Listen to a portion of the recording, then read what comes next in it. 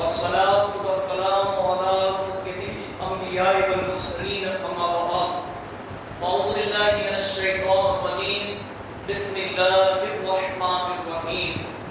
میرے پیارے آقا صلی اللہ تعالیٰ علیہ وآلہ وسلم کے پیارے دیوانوں، یہ مہینہ سفر المظفر کا مہینہ، اور آج ہم سنیں گے انبیاء کے بارے میں، نبیوں کے بارے میں۔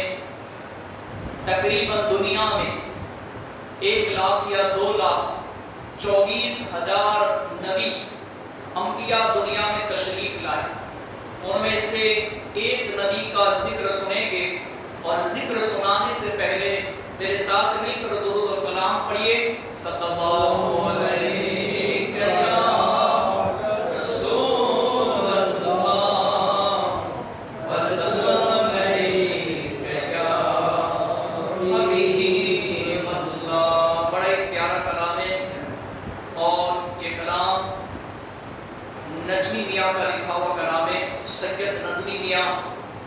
رحمت اللہ تعالیٰ علیہ کا سماعت فرمائے۔ کیا فرمایا؟ اے سنبھالے کہ تو آ ان کے بدن کی خوشبو، اے سنبھالے کہ تو آ ان کے بدن کی خوشبو، میں بھی سنگوں ذرا چمن کی خوشبو، میں بھی سنگوں تو ذرا جنت کے چمن کی خوشبو۔ یوں تو ہے ہند وطن میرا کئی پشتوں سے، یوں تو ہے ہند وطن میرا کئی پشتوں سے، طیبہ سے آتی ہے روحانی وطن کی خوشبو، طیبہ سے آتی ہے روحانی وطن کی خوشبو۔ نجمی میاں لکھتے اس شعر کا مطلب ہے کہ ہمارا وطن تو ہندوستان ہے، مگر ہمارا روحانی وطن مدینہ ہے۔ جو ہمارا روحانی وطن جہاں پر ہمارا دل بستا ہے وہ مدینہ ہے سرکار کا۔ یوں تو قرآن ہے اللہ تعالیٰ کا کلام، یوں تو قرآن ہے اللہ تعالیٰ کا کلام، اس سے آتی ہے کسی مشک دہن کی خوشبو، اس سے آتی ہے کسی مشک دہن کی خوشبو، اور جس چٹائی نے تنے پاک پہ چھوڑے ہیں نشان، جس چٹائی نے تنے پاک پہ چھوڑے ہیں نشان، اس چٹائی کو ملی مشک ختن کی خوشبو، اس چٹائی کو ملی مشک ختن کی خوشبو۔ اس شعر میں یہ تصریح ہوتی ہے کہ حضور پاک صلی اللہ علیہ وسلم جس چٹائی پہ آرام کر رہے تھے، آرام فرمایا پوری زندگی، وہ چٹائی بھی نصیب دار ہے، بلکہ وہ چٹائی کو نصیب ہوئی حضور کے مبارک پسینے کی خوشبو۔ اور حقیقت میں جب حضور پاک وہ جو کھجوری کی چٹائی ہوتی تھی پہلے کے دور میں، پہلے کے زمانے میں، اس پر سوتے تھے تو اس کے نشان، ان کے بدن پر نشان پڑ جاتے تھے چٹائیوں کے۔ کیا فرمایا شاعر نے آگے سماعت فرمائے؟ جس پر ایک بار رکھا آقا نے دستے شفقت، مرتے دم تک نہ گئی اس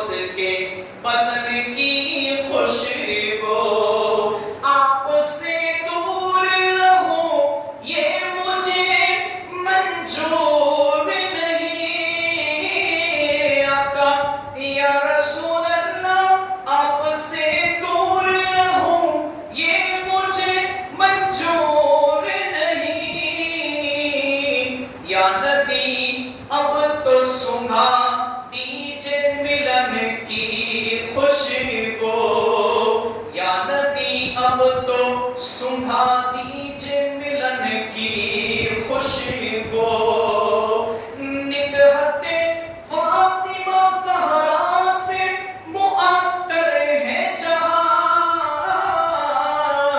दूर तक फैली हुसैन और हसन की खुशबू दूर तक फैली हुसैन और हसन की खुशबू। और आखिरी शेर वक्ती के शेर में नजमी के इरशाद फरमाते नजमी साहब ने चुनी है बड़ी संगलाख ज़मीं फिर भी हर शेर में है नात के फन की खुशबू फिर भी हर शेर में है नात के फन की खुशबू। ऐसा वाले के दुआ उनके बदन की खुशबू मैं भी सूंघू तो जरा जन्नत के चमन की खुशबू। दुरूद पाक पढ़े अल्लाहुम्मा मुहम्मदिन सल्लल्लाहु अलैहि वसल्लम। आज कुरानी वाक़ियों में से हम एक वाक़या सुनेंगे जन्नती लाठी का वाक़या। जो लाठी जन्नत से आई थी, किसके लिए आई थी, कौन से नबी के लिए आई थी, समाअत फरमाए। ये हज़रत मूसा अलैहिस्सलाम की वो मुक़द्दस लाठी है जिसको असाए मूसा कहते हैं। इसके जरिए आपके बहुत से उन मौजिज़ात का ज़ुहूर हुआ जिनको कुरान मजीद ने मुख्तलिफ कुर्बानों के साथ बार बार बयान फरमाया है। इस मुक़द्दस लाठी की तारीख बहुत कदीम है जो अपने दामन में सैकड़ों उन तारीखी वाक़ियातों को समेटे हुए है जिनमें इबरतों और नसीहतों के हजारों निशाना सितारों की तरह जगमगा रहे हैं जिनसे अहले नजर को बसीरत की रोशनी और हिदायत का नूर मिलता है। ये लाठी हजरत मूसा अलैहिस्सलाम के कद बराबर 10 हाथ लंबी थी और इसके सर पर 2 सांखें थी जो रात में मशअल की तरह रोशन हो जाया करती थी। ये जन्नत के दरख्त पीलू की लकड़ी से बनाई गई थी और इसको हजरत आदम अलैहिस्सलाम बहिश्त से यानी जन्नत से अपने साथ लाए थे। चुनांचे हजरत सैयद अली दाता हिजवेरी रहमतुल्लाहि ताला अलैहि ने फरमाया, सुने तर्जुमा, हजरत आदम अलैहिस्सलाम के साथ ऊद खुशबूदार लकड़ी हजरत मूसा अलैहिस्सलाम का असा जो इज्जत वाली पीलू की लकड़ी का था जिसे मिसवाक कहते, मिसवाक करते। अंजीर की पत्तियां हजरत असवद जो मक्का मुअज़्ज़मा में है और नबी मुअज़्ज़म हजरत सुलेमान अलैहिस्सलाम की अंगूठी, ये पांचों चीजें जन्नत से उतारी गई।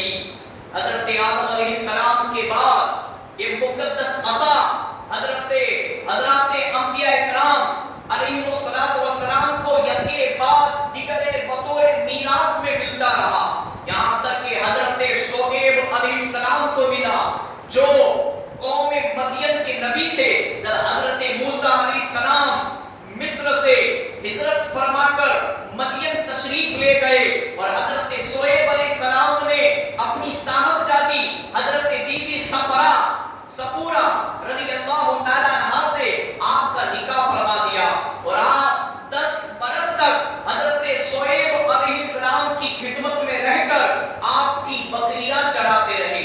उस वक्त हजरत शुएब अलैहिस्सलाम ने हुक्म खुदाबंदी अज़्ज़ व जल के मुताबिक आपको ये मुक़द्दस असा अता फरमाया। फिर जब आप अपनी जौजरे मोहतरमा को साथ लेकर मदियन से मिस्र अपने वतन के लिए रवाना हुए और वादी मुक़द्दस मकामे तुवा में पहुंचे तो अल्लाह ताला ने अपनी तजल्ली से आपको सरफराज फरमाकर मनसबे रिसालत के शरफ से सर बुलंद फरमाया। उस वक्त हजरत हक जल्ले जलालहू ने आपसे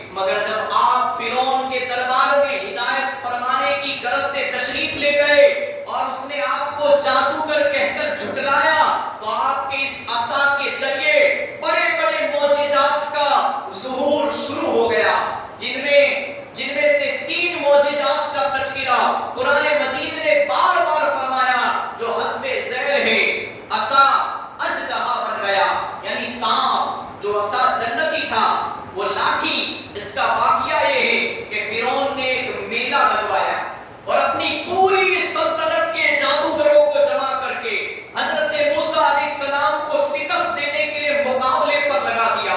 اور اس میلے کے اجتماع میں جہاں لاکھوں انسانوں کا مجمع تھا، ایک طرف جادوگروں کا ہجوم اپنی جادوگری کا سامان لے کر جمع ہو گیا اور ان جادوگروں کی فوج کے مقابلے میں حضرت موسیٰ علیہ السلام اکیلے تنہا ڈٹ گئے. جادوگروں نے فرعون کی عزت کی قسم کھا کر اپنے جادو کی لاٹھیاں اور رسیوں کو پھینکا تو ایک دم وہ لاٹھیاں اور رسیاں سانپ بن کر پورے میدان میں ہر طرف پھوپھارے مار کر دوڑنے لگی اور پورا مجمع خوف و ہراس میں بدحواس ہو کر ادھر ادھر بھاگنے لگا. اور فرعون اور اس کے تمام جادوگر اس کرتب کو دکھا کر اپنی فتح کے گھمنڈ اور غرور کے نشے میں بدمست ہو گئے اور جوش شادمانی سے تالیاں بجا بجا کر اپنی مسرت خوشی کا اظہار کرنے لگے. اتنے میں ناگہاں حضرت موسیٰ علیہ السلام نے خدا کے حکم سے اپنی مقدس لاٹھی کو ان سانپوں کے ہجوم میں ڈال دیا تو یہ لاٹھی ایک بہت بڑا اور نہایت ہیبت ناک اژدہا یعنی بڑا سانپ بن کر جادوگروں کے تمام سانپوں کو نگل گیا. یہ معجزہ دیکھ کر تمام جادوگر اپنی شکست کا اعتراف کرتے ہوئے سجدے میں گر پڑے اور بآواز بلند یہ اعلان کرنا شروع کر دیا کہ آمنا بربی ہارون و موسیٰ، یعنی ہم سب حضرت ہارون اور حضرت موسیٰ علیہ السلام کے رب پر ایمان لے آئے. چنانچہ قرآن مجید نے اس واقعہ کا ذکر کرتے ہوئے ارشاد فرمایا، ترجمہ کنز ایمان، بولے اے موسیٰ یا تو تم ڈالو یا ہم پہلے ڈالے. موسیٰ نے کہا بلکہ تم ہی ڈالو. جبھی ان کی رسیاں اور لاٹھیاں ان کے جادو کے زور سے ان کے خیال میں دوڑتی معلوم ہوئی تو اپنے جی میں موسیٰ نے خوف پایا. ہم نے فرمایا ڈر نہیں، بے شک تو ہی غالب ہے اور ڈال دے جو تیرے دہنے ہاتھ میں ہے وہ ان کی بناوٹوں کو نگل جائے گا. وہ جو بنا کر لائے ہیں وہ تو جادوگر کا فریب ہے اور جادوگر کا بھلا نہیں ہوتا. کہیں آوے تو سب جادوگر سجدے میں گرا لیے گئے، بولے ہم اس پر ایمان لائے جو ہارون اور موسیٰ کا رب ہے. اور دوسرا سنیں اس کا معجزہ کیا فرمایا. عصا مارنے سے چشمے جاری ہو گئے پانی کے. بنی اسرائیل کا اصل وطن ملک شام تھا، لیکن حضرت یوسف علیہ السلام کے دور حکومت میں یہ لوگ مصر میں آ کر آباد ہو گئے اور ملک شام پر قوم امالیکا کا تسلط اور قبضہ ہو گیا جو بدترین قسم کے کفار تھے. جب فرعون دریائے نیل میں غرق ہو گیا اور حضرت موسیٰ علیہ السلام کو فرعون کے خطرات سے اطمینان ہو گیا تو اللہ تعالیٰ نے حکم دیا کہ قوم امالیکا سے جہاد کر کے ملک شام کو ان کے قبضے و تسلط سے آزاد کرائے. چنانچہ 6 لاکھ بنی اسرائیل کی فوج لے کر جہاد کے لیے روانہ ہو گئے، مگر ملک شام کی حدود میں پہنچ کر بنی اسرائیل پر قوم امالیکا کا ایسا خوف سوار ہو گیا کہ بنی اسرائیل ہمت ہار گئے اور جہاد سے منہ پھیر لیا. اس نافرمانی پر اللہ تعالیٰ نے بنی اسرائیل کو یہ سزا دی کہ یہ لوگ 40 برس تک میدان تیہ میں بھٹکتے اور گھومتے پھرتے اور اس میدان سے باہر نہ نکل سکے. حضرت موسیٰ علیہ السلام بھی ان لوگوں کے ساتھ میدان تیہ میں تشریف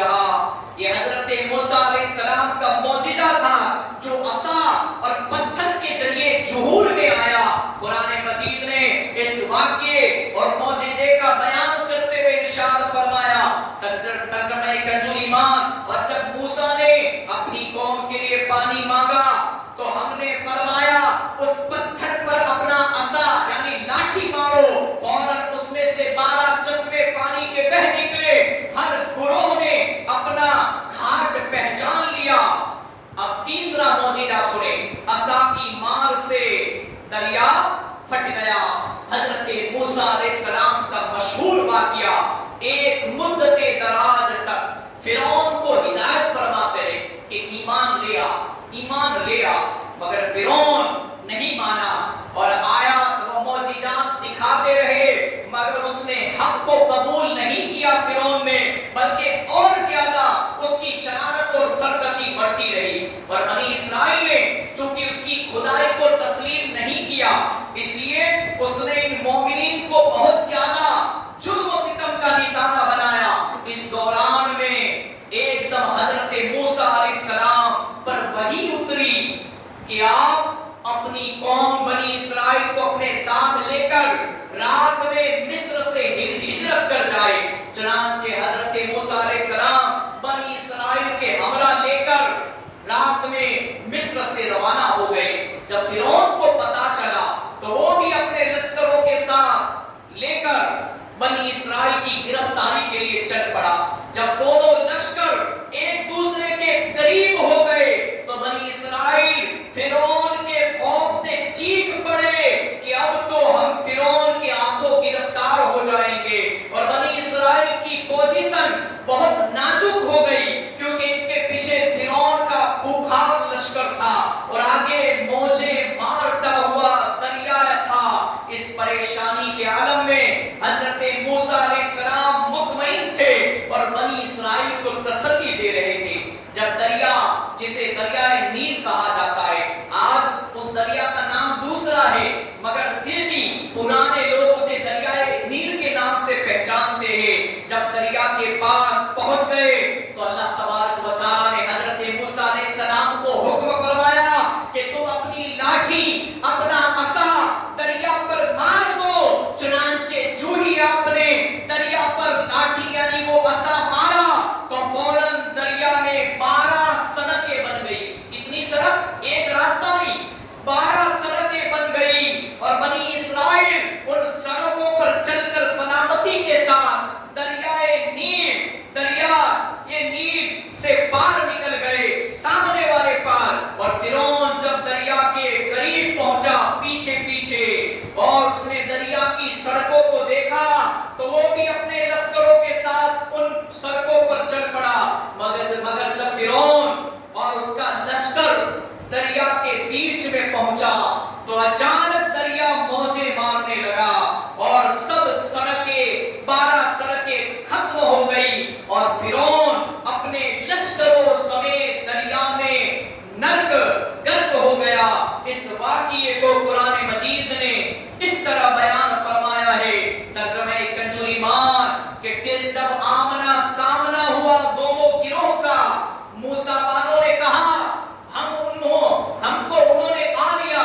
موسیٰ نے فرمایا یوں نہیں، بے شک میرا رب میرے ساتھ ہے اور مجھے اب راہ دیتا ہے۔ تو ہم نے موسیٰ کو وحی فرمائی کہ دریا پر اپنا عصا مار، تو جب ہی دریا پھٹ گیا تو ہر حصہ ہو گیا جیسے بڑا پہاڑ، اور وہاں قریب لائے ہم دوسروں کو، اور ہم نے بچا لیا موسیٰ اور اس کے ساتھ سب ساتھ والوں کو، پھر دوسروں کو ڈبو دیا۔